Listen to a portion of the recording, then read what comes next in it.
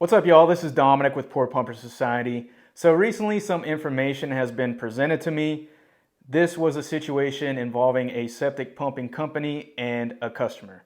Now, the customer was left disappointed because based off watching my videos, they expected this septic pumping company to bring out a Crustbuster and pretty much clean the septic tank using the same method that I use. Now, I just want to tell everyone that the tools, equipment, and process people use to clean septic tanks varies greatly, not only within counties, not only within states. You got to realize septic systems are almost in every country and they vary greatly. Now, the way we do things is we will locate the tank, we will open up the hatches, and we'll start pumping down the tank and mix it up. And the reason we do that is because just imagine here's the septic tank. It has two compartments and two lids. Now that first compartment might be about 2/3 of the way right there. You only have one access point right here. So you stick your pipe in and you're vacuuming it. The water level is lowering. So once you get to the bottom, there will be a lot of solids. That's the floating scum layer and the sludge at the bottom. Now because there's only one access port, and the compartment comes back over here, what we noticed is that when you pump it down, there's a lot of solids right there and tucked in where you normally can't throw your stinger or your hose without making a mess. So what we do is as we're pumping it down, we blend it up, and that's mixing up all the solids with that water. That way when we get to the bottom, we barely have to rinse it off, and you can stick your phone in there and it is pretty much clear. Now, I also want you to set your expectations to this.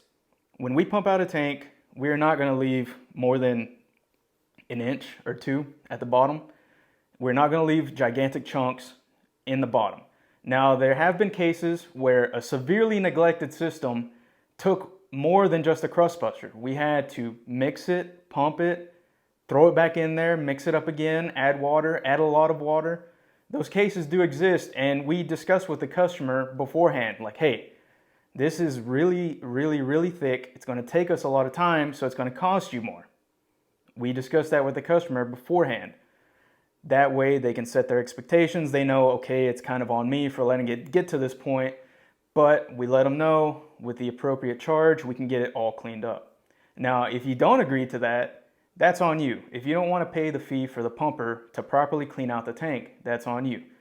Also, like I said, the method is all across the board. People do it different. People do it different, and I don't want you to base your experience based off how we do things.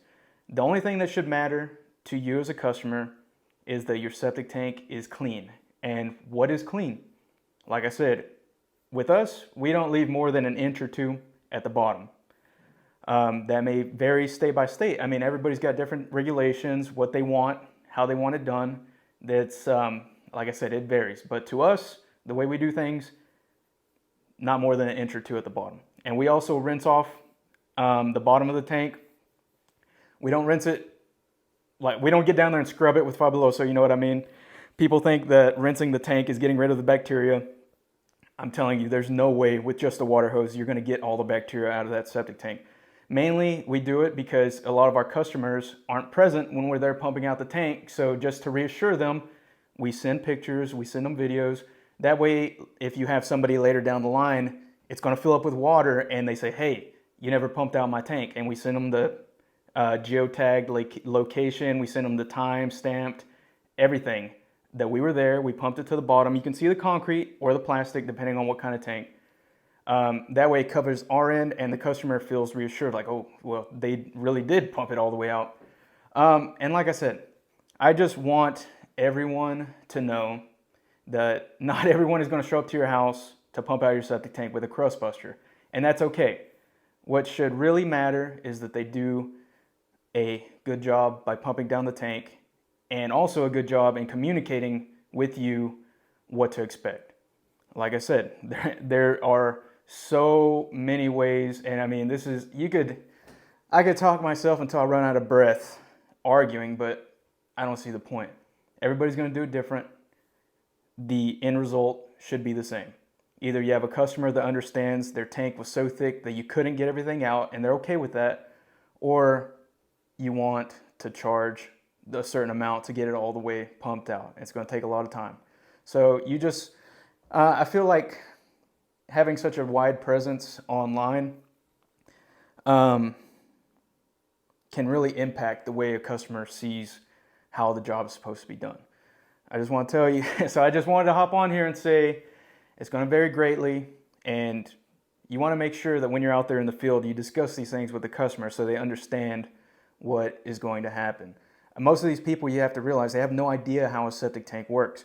I could pump out a tank and leave like that much sludge at the bottom and tell the customer it's good bacteria, and they'd probably believe me because they don't know about septic tanks.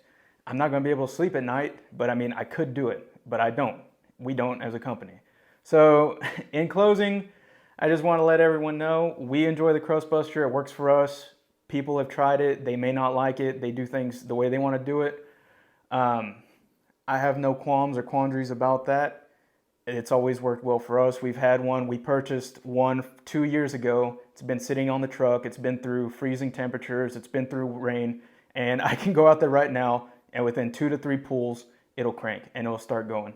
That's just our situation. I don't know. It may vary by people, different people. But yeah, I just wanted to hop on here and say that it's probably not the most formal or put together video I've made, but I was just speaking from the heart based off the information I was presented. So I don't want anyone to have any hard feelings if someone doesn't mix up a poop smoothie with your septic tank. I'm sorry.